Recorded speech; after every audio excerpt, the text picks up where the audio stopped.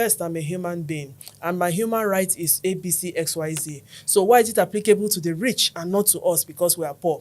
You people claim that there's sustainable development goals, leave no one behind, but we are very clearly left behind. And so these were the conversations that were going on. At the core of it, our humanity is the baseline that connects everybody. So if humanity is the baseline and men have access to opportunities and men can speak about their rights, why then is it different for women? We talk about gender democracy because if democracy is a thing that we subscribe to, does democracy work for women in the ways it works for men? The answer is no.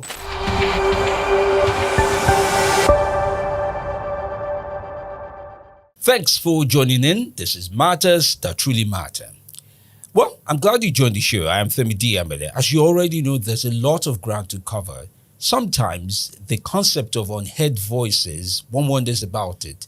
And when I do mean unheard voices, these are people who are screaming, who are yearning, who are looking to occupy spaces of leadership and make a difference for their lives and the lives of people that would follow them. But sometimes that quest is always missing. Welcome once again. Well, today we get a chance to examine unheard voices, the cost of excluding women from leadership, participation, and decision-making. I am Priye Diri, like I did say. Just to also lay out the bodywork for this conversation, well, we're amplifying conversations around shrinking civic spaces in Nigeria, increase women participation in leadership, safe agricultural practices, and much more. Those are the kind of conversation that truly matters. And thanks to the Abuja office of the Erich Boll Foundation that works with activists and quite a number of thinkers in the civil society space, they make this happen and make us push forward with this kind of conversation. This conversation is brought to you by HBS in partnership with Fan Radio Com. You can explore more conversations on various HBS and partner subjects on the Volume Pod channel, which you would find on YouTube. Now, let's get into today's episode. Well, it reveals deep economic, social, political, and environmental losses in Nigeria, yet we do suffer by sidelining women. Here's the point. How is it that we have the population of Nigeria almost at 50% women? Well, both in rural and urban spaces, you see as much men as women. In some instances, you have more women than men. However, the decision-making of the society, the trends, the economic downturn, and all that goes on, they are the big bearers of this. And that conversation is what makes me excited to introduce two of our guests today who will be speaking about this exactly. And they've worked through the compendium they worked on, the document, right, for the understanding of barriers facing inclusive female leadership across the spheres of Nigeria by the Dorothy Njemanze Foundation. And at this point, I'll say thank you guys for coming on. Thank you very much for having us. All right, let me introduce them one by one. And I can't exhaust their profile. You'll see why as we go through this conversation. Dorothy Njemanze is a media development strategist, safeguarding expert, and women rights defender with over 2 decades of experience in non-profit leadership and policy advocacy. She is the executive director of the survivor-run Dorothy Njemanze Foundation, which provides holistic support to survivors of sexual and gender-based violence through its Safe Space and Support Center in Abuja. She is renowned for her role in landmark ECOWAS court judgment advancing women's rights under the Maputo Protocol. Dorothy, as we popularly call her, and some call her Doro, yes, has also championed key policies in VAMP Act, Gender and Equal Opportunities Bill, and much more.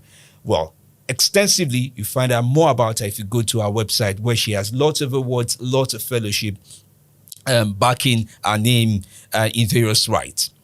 Also with us today will have to be Priye. Priye is another wonderful guest of ours. She is a feminist female writer and director known for her passion for telling stories with women who lead unconventional lives, with over 5 films, documentaries, and credits on Netflix and Amazon. In addition to her work in film, Priye has over 7 years of experience working as women and children's rights activist in Nigeria, specializing in the prevention and mitigation and response to sexual and gender-based violence. She currently serves as the head of programs and advocacy at the Dorothy Njemanze Foundation and has received recognition as a Green Academy Fellow 2022. And you know, when you get one, there's a lot to come. So I won't read all of that at this point in time, but I'll put up the profile of our guests extensively in the description of this. Ladies, welcome. Thank you for having us. All right, so let's start off with when I will start with what I know, which is strong women, passionate women who have ideas of, oh, this is how it should be done, but then they are suggestive. They can't lead. Why is that so? Because we were born in Nigeria. Ha. That is the very first problem. Che. And much as it's a problem, it's also a solution. Because the audacity we have to challenge a lot of things are because we are Nigerians. And there's something that comes with Nigerians. We are resilient people. And so we have a habit of not being swallowed. So this is it. If you ask anybody, what are the qualities of a woman? They will tell you certain things. The definitions will be mostly physical attributes. What are the qualities of a good woman? Then they will tell you a lot of things. But, for you to be good, you must be submissive and you must be willing to relinquish the knowledge that you are human, and let other people take decisions for you. You must be willing to be seen and not heard, amongst other things. However, whatever it is, in the bringing of people to life, you can't take away the process of nurture that women contribute to the birth process. And I'm talking about the nurture of the fetus. Aside the person who, plants, what do they say, seed bar, lovingly or not, there's the nurturing that happens. Your nutrition affects the other person. The other person's emotions affect your emotions, but you still get by. And then at the end of the day, you go through a lot of pain, so many times death, and produce life. I'm bringing to bear the roles that women have played historically, now. And then when that baby is born, the baby needs food. He cannot breastfeed. The next thing everybody is looking to us is her chest for something to save life. Does everybody have capacity to do that? No. And if she dies, what happens next? Then we start looking elsewhere. However, majority of the time, we have her continuing that leadership process to save life. The child keeps going on and on. There is need for maintenance of hygiene, amongst other things. So many men have not learned to take care of themselves. So there's little they can contribute. And they claim that the diaper session looks messy. So with those excuses, they forget that the basic reason that we are able to pass physics is for the metabolism process, right? To be complete. And if you're not able to do that, then it becomes a matter that hospital needs to come in for. But when you also do it, especially as children, there's need to clean up the way there's need for adults to clean up. So the most basic of things, you now see a lot of men losing humanity at those basic stages: provision of food, provision of hygiene, thinking about how to coordinate these things effectively for a balanced life for the child to grow up. Now, this child enters school. How many men have had the opportunity to even say they were able to mistakenly contribute to an assignment session or have corrected the tenses of children? But she is expected in many places to be the one. So a child doing well is a good child to the father. But a child that has done wrong is proof that the mother is not doing enough. And you're doing enough when your children can bring glory to the man. I mean, it's a whole lot of craziness. And this is the community in which we've been born. So socialization over time has made a lot of people need to shrink themselves, or expect to be shrunk, or expect to, or be proud for tokenist recognition. And so, is it a good thing or a bad thing? It is something that exists. And if we don't tell our stories, then it means that people will keep on saying things like, but nobody is really limiting you. But nobody is limiting you. We have had instances where cultural or traditional inclinations, or religious inclinations are the excuses people use to perpetrate these injustices against us. And the injustices have gone on and been inherited from generation to generation. So more and more, we see the need to disrupt these injustices. And let me break into some of your thoughts. And I like the fact that you started with how women oftentimes are recognized preties from the process of childbirth. And Priye, you can jump in on this. With so much said, I mean, having explained that, what a lot of people will tell you, she has her hands full already, that even if you describe that, what you just described sounds like a lot. To change diapers is a lot. To do this is a lot. Then why is she asking for work? Why is she asking for more Work, more leadership role, possibly economic leadership role, career-wise, political-wise, and all of that? Why should they ask for more? And this, I know it's a tricky question, but some women will say, the one I'm doing is not even enough for me. It's enough for me already. Not to now talk of me trying to be equal to the man and say, or be more than the man. Priye, you can jump in if you. I know she's trying to find very nice words to reply me without. I already have the words here. It is political. Everything is political. Oh, you think it is? Yes. Access to menstruation kits for everybody, whether you're an adult or a teenager, because it's the biological cycle, is a political issue. Access to good nutrition is political. Access to basic clothing to cover up is political, because whether it is can you afford the cost of raw materials, or to get your market to know you, or to have your market pay you the worth of your value, or whatever it is political. And these are basics that are needed around the house. Access to food, salt, access to tomatoes, because there are seasons of scarcity. Access to all those things are political. So if the man does not know what is happening in those spaces, how can he tell the stories of what is happening in those spaces? How can you tell about diapers? How can you tell about the quality of tin tomatoes, or whatever it is that are coming to the house? How can you tell? So these are critical things in the home front that we interface with every day. And if you must talk about them in the places where they are linked to places, I mean, they have impact on the economy. So if you want to appreciate it better on how it serves the market well, and what the market needs, then the best person to talk to are the people that utilize it. This is just a typical example. And I know you have deeper examples, Priye. So I want to say, as she said, it's political, but there's one of the quotes, a feminist quote or statement that says, the personal is political and the political is personal. And that's one of the things that I wanted to write on, because when you say women's hands are already full, my question is full with what? Like, what is the thing that is making women's lives and our hands full? A lot of people put women at the home front and say, oh, you're in the home, you cook, you clean, but that's unpaid labor. That's unpaid labor. I'm doing the work, but am I getting the money? Why is it labor? Why is it not? Because the man too will tell you that why am I not being paid to be the husband or the provider to the extent? Why is it labor? This is a very interesting conversation every time I have it. Because, women carry double the burden. I'm in the house, I'm cooking, I'm cleaning. Yeah, I'm doing all of those things. If you were to get someone to come and cook and clean, you would pay that person. Exactly.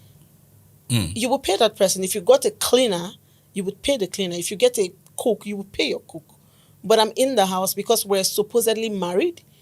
I'm doing all of those things as what I bring to the table. And oftentimes in those kinds of relationships, you see the men doing nothing. They're just sitting down. You go to work, you come back, and in the work we've done, we've seen many of these cases where the men have told their wives, so I don't want you to work. Stay home and take care of the home. I will go and work and make money.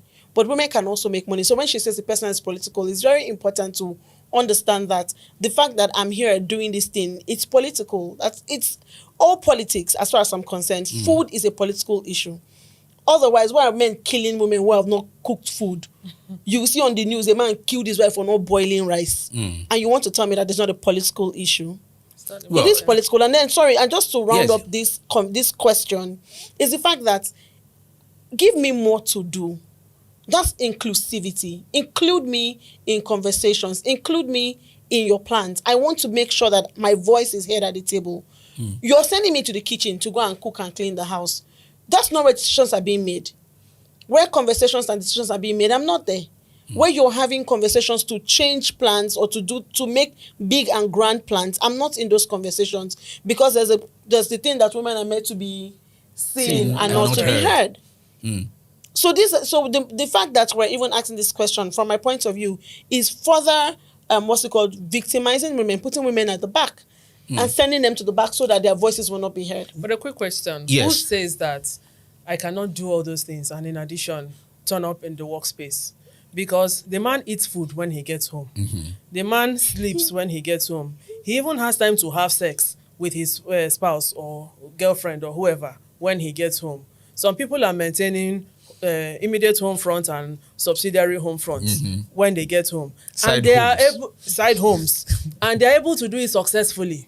So why are we not asking them the questions on how they're able to multitask? Knowing that women naturally are skilled at multitasking. Yeah. But when it is time for what is due them, then people now start saying, maybe you have too much. Now, look, I'm a racer. I'm a stunt driver. I drive myself on my distances in Nigeria, amongst other things. And so many times people see you and say, but is that not too much for you as a woman? It is my own duty to tell me what is too much for me. It's not for you to tell me what is too much for me. I mean, Dorothy, you've raised a very critical issue about who measures what. Even Exactly. when you're measuring for the men to say this is what the man is up to, or what the woman is up to say this is the limit of what you can do.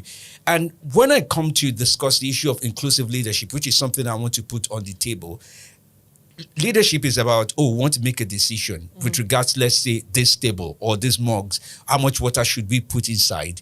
The next question people will ask you, and you said this, Poiska, is who gets to sit at the table and why should they sit at the table? You mentioned historically, for example, that women have been put out of the table. Then everybody says, we are fine. So far, so good up to this point.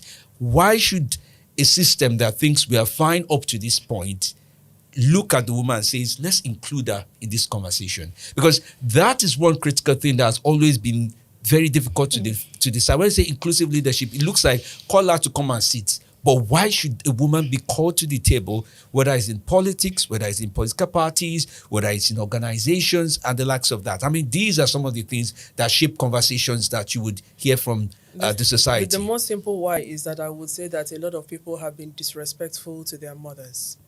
A lot of people have been disrespectful to the people whose lives were endangered, that nurtured them and ensured that they had life and raised them enough to get into positions of power. So if you didn't think that the person took good leadership decisions to keep you alive, and to nurture you enough to be alive, to become something that is supposed to give back to society, then you would continue insulting the essence of that person's existence. You will continue trying to shrink that person's existence such that it will be more difficult for other people who are going to have opportunities to birth lives like the person who birthed you, to find it more difficult to bring people into this world, or to find it more difficult to navigate the spaces of having children develop. So I think that over the years, a lot of people in leadership positions have insulted the people that brought us into the world. Our mothers past have been insulted. And this is time to seek forgiveness of the mothers past. This is time to honor the processes that were put to that came to. And some of these women did these things without any education. But they figured out how to get herbs and everything to take care of the running nose and all of those kinds of things. They figured out how to do a lot of things. The homeopathy was what they had, and they used to nurture people. And these people have risen to great heights. Some have gone to school. Some have been voted for in different ways. Some have been appointed to office in different ways. And now it is time to make an impact, to honor those who gave them life. They are making excuses, and more women are dying. I think the injustice needs to be called out as injustice, and the injustice needs to stop. But why that is a very good emotional argument, but it's still not very much within the framework of legality, if I would say so. What I want to say is, when you talk about inclusion, I want to say representation and inclusion are two different things. Yes. Yeah. Every time we say, women's representation in governance, and with the work we've done with HBS at DNF, we have worked around those issues. And every time you talk about women's representation, it's not tokenism. I don't know if you get me. Yes. It's not a one woman to 30 men situation. And that is not inclusion. Inclusion is having everybody's voice being heard when you get to the table. Inclusion is making sure that, for instance, if I bring a black man I will bring a black woman, I'll bring a femme, and you make sure that everybody across society is included and their voices are heard. Representation is having them in the room. Inclusion is making sure that their voices are heard. Making sure that when you're making decisions, everybody gets to speak at the table. Inclusion is ensuring that not just voices, but there's accountability when you get to those tables. It's ensuring that there's shared power. When I say shared power, you make a decision, everybody gets to vote to make. That's why we're in democracy. Making sure that there's shared power when we get to the table. That is really inclusion. And as far as I'm concerned, these things I've said are principles of feminist leadership. And inclusion, when I look at it every time, I think about feminist leadership. And when we think about feminist leadership, and this is something that has always confused me. And I'm being sincere. I like the fact that it's a podcast, it's not in any other setting. So when I say confused me, because you find the definition of feminism vary from place to place. Like if you would read from, I mean it. Because if you're in an European setting, for example, they would say something like, and I would give an example. I would talk of a country like New Zealand. New Zealand, for example, if a woman was to try to carry something heavy and you look at her and say, can I offer to help? She takes it as an insult. Are you saying I can't do this myself because I'm a woman? Culture. Now, in Nigeria, it is not like that. Can't you see you can't help me? Can't you see why you are not helping me? Because I'm a woman. So how do we shape the definition of feminism in society? Because here's where it becomes very interesting. There's the intellectual definition that everybody's saying, they just want to get their own share of advocacy. Then there's also the representation of what women are going through that needs to be resolved. So how do we define somewhere in between this? Can I take this and Dorothy can jump in? Yes, mine feel was free. very simple. Yes. Are you a Christian? I am. Yeah, what's Christianity? Christianity is people who believe in Christ. Yeah. So amongst people who believe in Christ, are there people who do things that you're like, that's not so Christ-like of you? That's why we have different. That's why we have different sects. Thank you and very that's much why for I'm that asking wonderful about. Yes. No, because when we think about feminism, the definition that is what's it called? Access to equal rights and opportunities for all sexes. For all, when they say all, everybody. includes men, women, those in everybody. Yeah, and that is the definition of feminism. That's feminism. And so every time if you want to ride on somebody's bad behavior as your funny enough, that's why I said I'm confused. As your remembrance for feminism, because maybe somebody is outspoken, but the outspoken person is a thief. So all feminists must be thieves, Then how do you bring that into? You brought on the phrase feminism leadership, and I'm trying to leadership. Yes, I'm trying to drag it into the Nigerian culture as we understand it, because if I am confused, when I say I'm confused, it means there are many definitions. It doesn't mean there's an absence of definition, right? So how do you bring that into your work? As, for example, with the rural women and with the urban women? Because a lot of people think about leadership in terms of urban women, but there's also need for rural women. So in the work that we've done with HBS, we have created a documentary called The Leadership as It's Supposed to Be documentary. And it was a documentary that was totally in Pidgin English with sign language interpretation and subtitle in English language. And the reason why we did that in Pidgin was because we needed to speak to the women at the grassroots and the people and the men and the people at the grassroots. And what we did with that documentary was we talked about ideal leadership, which is what in is fact ideal leadership to you? Which is in fact feminist leadership, which is because when I think about, and this is a question to you now, what is ideal leadership? What do you think leadership should be? Leadership, as I know it, in my head. Yes, I want to hear. Somebody who is able to lead a set of actions and get other people to follow. Yeah. Well, but again, the critical gap was that inclusion was something everybody complained about. And then when we thought about the different people feeling excluded, women were feeling excluded, youths were feeling excluded, persons with disabilities were feeling excluded, minority ethnic groups were feeling excluded, minority sexual orientation groups were feeling excluded. It's a wide range of people who said we're excluded. And the number of those who felt excluded in the actual sense of it outweigh the number of those who think that everything is working well. So if we could now look at the different connecting dots, the different intersections for everybody who was excluded. Why do you feel excluded? First, I'm a human being, and my human right is ABCXYZ. So why is it applicable to the rich and not to us because we are poor? You people claim that the sustainable development goals leave no one behind, but we are very clearly left behind. And so these were the conversations that were going on. Feminist principles, accountability is key. Representation, the shared power, all those things are principles of feminist leadership. So it states that if in whatever you're doing, if you're not thinking about, you know that women are not homogeneous. If you think about women, are you talking about old women? Are you talking about young women? And if you say young women, is it a young woman with disability, a young pregnant woman, a young woman uneducated, a young educated woman, So women are not homogeneous. Also, men are not homogeneous. And so at the core of it, our humanity is the baseline that connects everybody. So if humanity is the baseline and men have access to opportunities and men can speak about their rights, why then is it different for women? We talk about gender democracy because if democracy is a thing that we subscribe to, does democracy work for women in the ways it works for men? The answer is no. There are states in Nigeria that tell women that you do not stand to pee, so how are you going to govern us? And you do not break kola nuts, so how are you going to govern people who, when you cannot be the one that will break the kola nuts? You see, these are very retrogressive things, and that's why I keep saying that if we look at history, the people who have nurtured life that we are enjoying today are women historically. And so if we come back to saying we need to relegate women, what if the person who could have nurtured your life was relegated in such a way that she couldn't skip your life? These are the critical connections that we make. And back to what we're doing with HBS. So we asked people, what is leadership to you? And everybody said what it was to them. What's your frustration with leadership? They said they didn't feel included enough.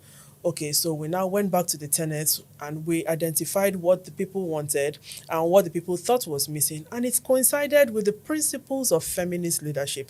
Feminism strictly is access to equal rights and opportunities for everybody. So we spoke that in Pidgin English, collected, thoughts from the streets, collected thoughts from professional persons, and merged everything. And when people finished expressing what they wanted as ideal leadership, we went further to interface with experts across different sectors and came up with the Compendium of Sector-Specific Solutions for inclusive leadership in Nigeria. These were a collection of low-hanging fruits from different sectors: the mining sector, the security sector, sports, entertainment, different sectors. We had agriculture, housing, amongst other things. So these were different things that we felt needed to either be implemented or made good on by government. Not new things, not novel things. These are things already in existence. Now, to further go on with that, this year we're interrogating the budget because every government office tells you, well, our hands are tied. We will try and see how it will be included in the budget next time. And we've been speaking about GRB, gender responsive budgeting, for a long time. But the question now is, to what extent is the government actually listening to the advocacies we have been doing? So this year we're interrogating the budget. And in interrogating the budget, we want to know what line items actually are dedicated to bridging the gender gaps.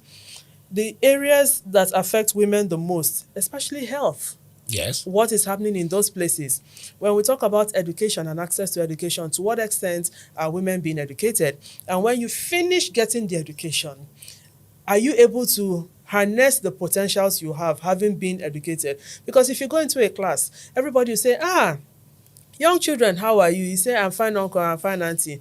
What do you want to be when you grow up? That's what you ask everybody at that stage. And you ask boys the same way you ask girls. And they tell you what they want to be, and you say, oh, very good, fantastic. However, by the time the person enters JSS 3, it's what do you want to be? What do you want to be? Girl, can you cook? That is where it starts. You're not asking the boy if he can cook, if he has learned how to wash toilets. And then by the time she finishes her SSCE, you have forgotten what she wants to be. You tell her now, men will start looking at you. You need to figure out how you fit into a man's house. And in so many ways, people want the women to not work because you need to prove to them that you love them and they're the only one providing for you. And that anytime they do anything wrong, you cannot run away because they depend on handouts from Yeah. them. So we have so many situations where abusers are the ones calling the shots. And since abusers are the ones calling the shots, we have kept a lot of our sisters, a lot of our loved ones, a lot of our mothers in situations where they cannot run away. And they look at the lives that they have nurtured and brought into this world, and they say, I'm staying just because of this one. And in the name of staying because of this one, we are losing human beings by the day. There was the perfect victim. And I keep saying perfect victim because when things happen to women, they say, what did you do? You went to the police station. And this one, your head is so broken, your mouth must be so sharp. They raped you. What were you wearing? Now, so everybody is looking for a perfect victim, yeah? But when I say, Ekueme, Ekueme, you are the living God, there's no one like you. Everybody remembers Minister Osinachi. She was the perfect woman. She was the virtuous woman a lot of young girls looked up to. At the end of the day, she was looking for how she was enduring a relationship because she was thinking about the well-being and welfare of her children. But now the children are left without the mother. So at the end of the day, are we counting the losses to economy? To what extent are we counting these things? We should be more open about them. Connect the impact to economy, and connecting the impact to economy. How many women are able to vote? How many women are able to be counted during population census? How many rural businesswomen are able to access the banking products? Banking products that all the banks now that claim to be gender sensitive. How many women are able to access them? Are women with disabilities able to access them? Are realities even known? The counters in banks, if somebody is on a wheelchair, do they need to call somebody and say, please help me and write this? My name is, and they shout it. My BVN is, and you are shouting your BVN or your NIN number in the bank because you need somebody to help you and write it. So when you're bringing everybody to the table, it's not even gender. Leadership is a neutral word. Leadership is not about men, it's not about women. Followership is neutral. Humanity is also neutral. But our realities, our experiences differ from gender to gender. Yes. And so if we now make leadership patriarchal, we're leaving out a lot of people. If we make it patriarchal, we're leaving out a lot of people. We're just asking for one thing: equal rights to opportunity, equal rights to... And there are laws, and I don't know if Priya would jump in on this, but there are laws in Nigeria, quite a number of laws that I would say in the last 5 years, have been based on the advocacy of women consistently, from VAP, to gender laws and the likes of that. Child Rights Act, Disability Rights Act, and Cyber implementation and the likes of that, continues to vary one way or the other. Sometimes when there are people who say there's a law that says this should not be, in real life it is there. And the role of government is to actually help put those laws into place. What do you think is the gap that is existing after you make the law? Somebody now says, they slapped me, and this is why I'm before in the police station. For example, a lot of police stations didn't have a gender desk before, but now they do, right? Has it changed much? So what's your evaluation of that? So I would say that implementation is a big problem. Yes. It's not just about, and I was telling somebody the other day, I'm like, Nigeria, we have laws. What do you mean? We have laws. We have laws for almost everything. Yeah. But when we talk about implementation, that's where the problem comes. We have the Violence Against Persons Prohibition Act. But when somebody needs a protection order, can they get it? Because the VAP provides for a protection order. Can I get a protection order before this man will Out beat of me and kill me? curiosity, and I know, when it comes to podcasts, we have different types of audience. Explain what the protection order is. I know abroad, I know what it means. So when you watch American movies, that's exactly yes, I know. And someone is abusing you or stalking you, and you need to be protected against the person. And so you go to the police, and the police goes to court, and they get a protection order from the judge that says, stay 1 billion miles away from this person. Don't be around the environment. This person is there. That sort of a thing. Yeah, that's a protection order. Does it exist in Nigeria? Yes, it does. And do you shockingly, know any example of anybody who has had a success? Actually, shockingly, one of the programs that we had in Niger State, we went to Niger State to have an event talking about sexual and gender-based violence, harmful normative practices practices, preventing these practices. And when we got there, when we were having our event, a case was reported during that event, and it took like 48 hours to secure a protection order in Niger State. It was that fast. It is more than 6 months. In Abuja, we have been chasing protection orders in Abuja for over 6 months. Why? Why is it different? Implementation. The corruption has its special hold on the systems. So when people are fighting against corruption and they are not funding programs around sexual and gender-based violence, then I think that there's a very big gap because the society is the access to justice systems are a reflection of the society, right? Where do I even start from in all of this? But by and large, the women are expected to, with time, forgive their perpetrators, think of the outlook that they are supposed to have in society, and then go back to the perpetrator because they need to look like good women. And so maybe that is a role. That is something that is causing the delay. But whatever it is, at moments like this, I can't miss an opportunity to speak about the fact that these are direct things that feed the femicide figures. Yeah. We talk about femicide always. These justice systems are the things that feed the femicide figures that are on the rise. And so if a government is in place or any kind of leadership, and when we talk about leadership, many times we're thinking political leadership. Of course. There's religious leadership. There's traditional leadership. The person who prepares a message and goes to the pulpit knowing that 10,000 people would expose themselves to that person that day. What is the content of what you are saying? Who are you holding accountable? You know that politicians are part of your audience. Are you holding them publicly accountable? Are you encouraging people in your audience to hold their House of Reps members, their Senate members, and the rest accountable? There are legal things that come from courts, and your senator is part of those not letting a senator to come back. Are you holding the person representing you accountable to say, I hope my senatorial district is not involved in this rubbish? Because when you go against the rule of law, when you relegate the rule of law, it means that you are telling my children that Nigeria is not a safe place for them, amongst other things. But by and large, we need to keep on putting these issues out there. We can't put them out there enough. So should there be protection orders? Yes. Should the protection orders work? Yes. If they're not working, we need to remind governments that you're deliberately killing people. And who is involved in the protection order? There are several ministers that have role to play. Ministry of Justice has a role to play. Interior has role to play. Women's Affairs has role to play. Humanitarian has role to play. You can't talk about Human all Rights these things. Commission. The National Human Rights Commission, which also falls under justice, I think, NAPTIP also, the justice and as to well. be very honest, the National Human Rights Commission is not supposed to fall under any ministry. Because It's it should be supposed to independent be an as far as I'm independent concerned. entity. And they have so far Not over to been fantastic.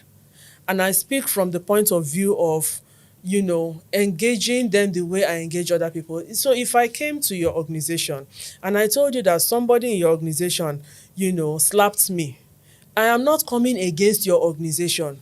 I expect you to show that your organization has integrity and aligns with our shared humanity, and you will take action against the person who is bringing disrepute to your organization. But if you sided with that person and said, do you know who you are talking to? How can you, if you wanted to say that, why talk to me in public? Why not say it privately? You want people to look at me a bad way? There should be evidence that come rain or come sunshine, or rainfall or sunfall or rain shine, you are, and you have integrity. You understand? The National Human Rights Commission, I have taken the National Human Rights Commission up as much as I've taken the Nigerian police up, as long as I've taken the different access to justice players up. And I have seen a lot of refinement in the way the National Human Rights Commission system works. The amount of bureaucracy we used to experience there has cut down drastically. And then these are people who, in fact, the only government office that supports us with food items, even resources for medical care, is the National Human Rights Commission. And what has it done for women and girls? It has provided people an opportunity to get medical evidence of abuse done to them, which gives them corroborative evidence to the verbal reports that they bring. and increases their negotiating power or bargaining power at negotiation tables. And this is something solid that we cannot forget. DNF is known for one thing: we humanize data. 3 is something girls. 1 in 3 girls victim of this. 1 in 3 girls are human being. So human matter is something critical to us. Which is the t-shirt you're wearing and what you're Absolutely. today. Everything. So usually they'll say it's woman matter, it's not important. And we say it is human matter. And human matter is what? Everybody's business. And because of that mentality, it's easy for us to say this is the matter in that we're looking at. So when people think about, end SGBV, everybody is expecting it to be Ministry of Women's Affairs. How many Minister of Women's Affairs are cognizant of the issues that women in Nigeria are going through? And let me shock you. Our budget analysis, we found a particular line item to be the biggest line item to prove that there is effort to shrink the gender gap. What line item do you think that is? I'll give you a hint. Before now, the line item in the budget that spoke to ending gender-based violence in Nigeria or preventing gender-based violence in Nigeria was installation of street lights, solar street lights, because it was alleged that, if more places are lit up at night, then there'll be less rape happening. Or people will at least be able to identify the person raping them for their case. So that was what it used to be. Now there's a shift. My guy, guess where the shift has gone to. I can't even imagine it. Thank you for not imagining. It's okay. Save your mental health for what's going to hit you. So the current one is empowerment. Really? Yes, everybody is doing empowerment. And training. Empowerment is what it is called. Different people are doing empowerment. You just see the budget, you just see empowerment. So again, then we saw different people who we do not know the link between those people and anything engineering or electrical, being the ones responsible for the erecting of the street lights in those places, right? Now, everybody is doing empowerment across board. But as a survivor-run organization that deals with survivors of sexual and gender-based violence, constantly looking for people to empower survivors of sexual and gender-based violence, a big impediment we have seen in practice is that before people empower you, they ask you which political party you belong to. That is shocking. Okay. So when the election time come and we hear we have empowered so and so people, I now think about the fact that on so many occasions, I couldn't access a lot of resources because I could not prove alliance with certain political parties. How are they expected to prove alliance? Verbally or show materials? You ask these questions. And one of the critical things that I found very disturbing was during the 16 days of activism, was it last year or 2 years back, there was an empowerment program that was organized for persons living with HIV. And the media was brought there. Hello? What are you empowering me for? My security is at risk. And you want to empower me at a tokenist, the worst degrading tokenist form. And you bring the media to the empowerment so that the perpetrator that I am running from will see exactly where I am. If the person doesn't kill me there, the person knows that, okay, if they follow the records of so and so, they know how to track me. You're endangering the lives of people who need a lot of protection. What happened to data privacy? The fact you need to empower me, did it make me lose my right to data privacy? The fact that I'm in a bad situation, I'm in dire need of help, does it make me need to expose myself to death just to see maybe at least I'll eat food before I die? So the inhumane face that government is wearing in so many ways, the government will only know when the government gets feedback. And the reason for speaking about representation is because we need more people to brazenly say, this is how I'm enjoying or enduring leadership. When I say government, I'm not talking about political government in power only. Of course. I'm talking about religious power. I'm talking about traditional power. If something happens and somebody goes to a palace, is the palace a safe place? The Council of Chiefs, when the Council of Chiefs sits, is there female representation there to say, yes, this is right or this is not right? Even if there's female representation, many times she's outnumbered. And so if a vote is taken, it is skewed. Yeah, they say it's Magaji. Magaji, woman leader for the market. So when the vote is taken, it is similar to if a vote related to gender issues is taken in today's National Assembly, because the figures speak for themselves. Yeah. The dwindling numbers of representation speak for themselves. So we need more people in those places. Are all women feminists? The answer is no. Are all men not feminists? The answer is no. Should everybody be feminist? The answer is yes, because feminism strictly is aligning with the school of thought that every human is born free and is entitled to their human rights and should have equal opportunities. So if there are opportunities, I shouldn't have more opportunities than Priye because I'm a rich woman and Priye is a poor woman. Or Priye shouldn't have more opportunities than me. Priye shouldn't have more opportunities than me because I'm a person with disability and she's not a person with disability. So the different things that make us unique in different ways need to be considered, and everybody needs to be considered. We need to round up, but I have one key question I want both of you to answer, and I'll take on Priye first. There are young girls who are not in school. There are young girls in school who the best of their destiny they see is that after a while they're going to get married, not continue. However, this situation is, they still need to teach them about leadership, even from now. What are some of the best ideas you think that can be embarked on?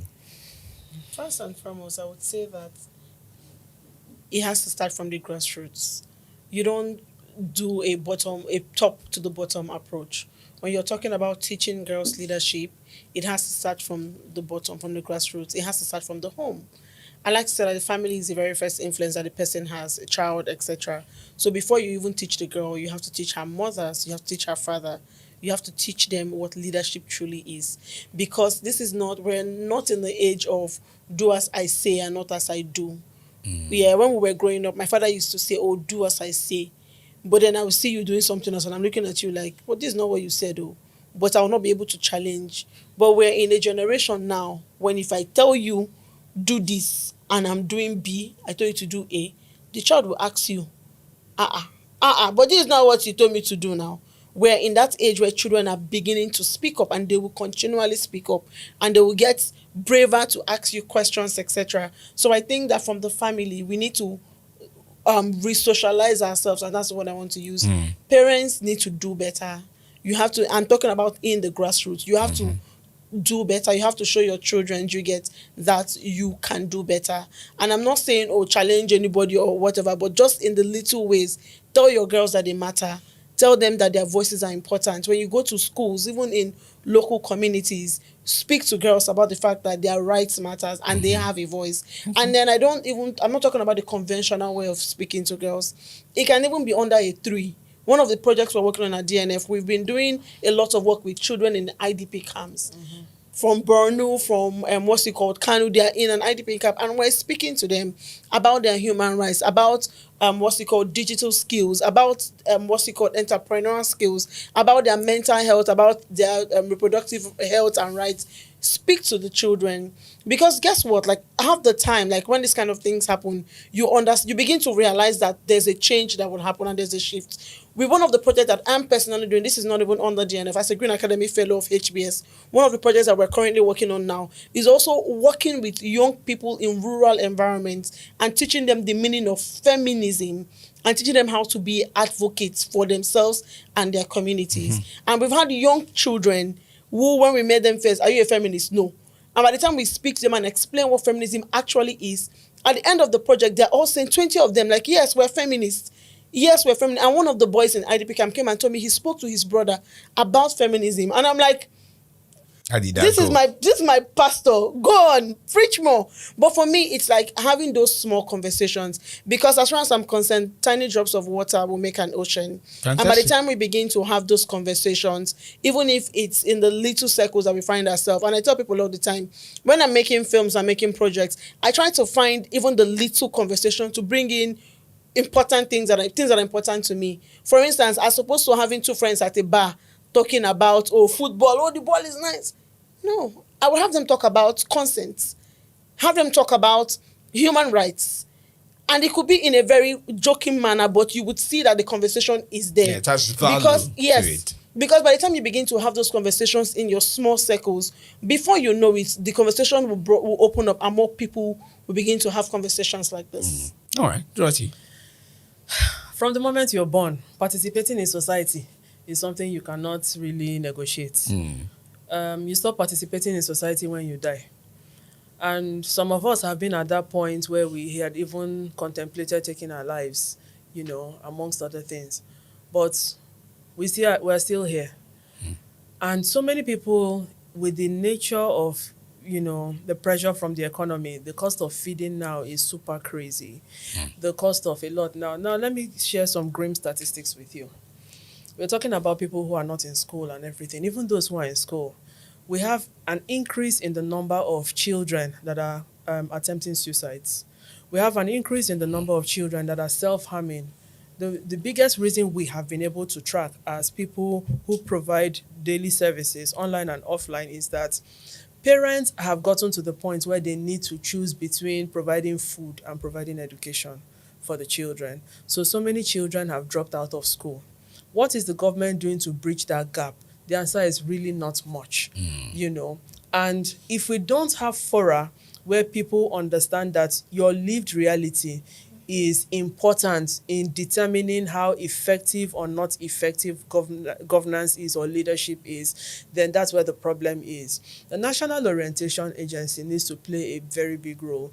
There are still issues. I watched somebody today passionately speaking about the experiences the person has had with communities around FCT that practice breast ironing.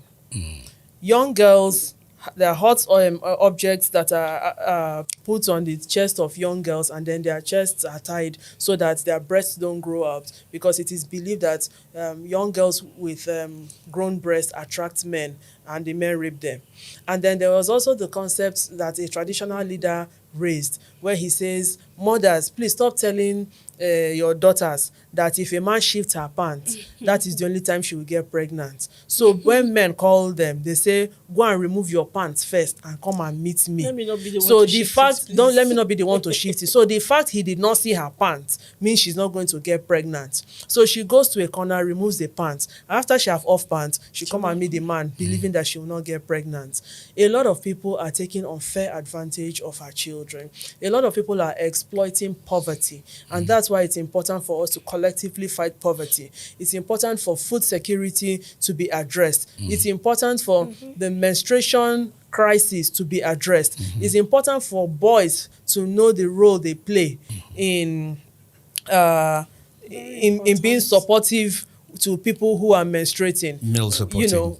We published a book. It's called the Little Red Book, and it's a vital material for everybody who is in secondary school. So if anybody wants to do gifting, please, there are a lot of materials you can give to children. And one thing that we have done, we also created this age-appropriate journal for children, introducing them to their emotions, introducing them to options, and also giving them options of who to call if in crisis. So they can journal by themselves. And these are year-long documents, and they can manage resources themselves, because most children do not have phones. Many rich children have phones, but many poor children do not have phones or access to technology.